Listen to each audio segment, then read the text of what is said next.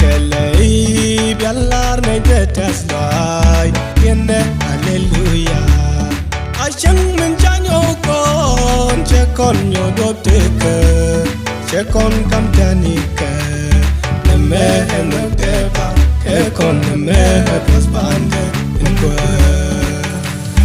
eko ke Dios kam ke somni ne yin ke just to go ke dus pandang ne ja doine yang den chewa kollar matalai yang ne ja en min changal kenati kenne hallelujah eko ke Dios kam ke somni ne yin ke just to go ke dus pandang ne ja doine yang den chewa kollar matalai yang ne ja en min changal kenati kenne hallelujah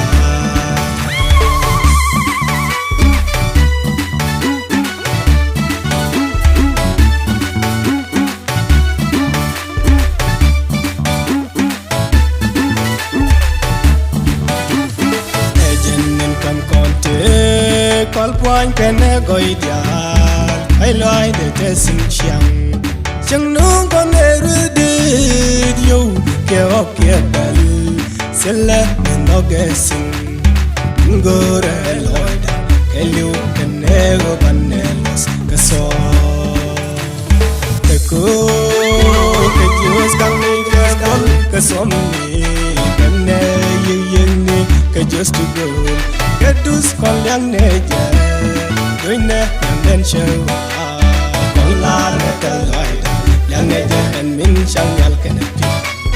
kenne hallelujah eko ke Dios ke som ni kenne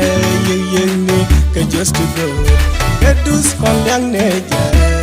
doine yang den chewa kollar matalai yang ne ja en min changal kenati kenne hallelujah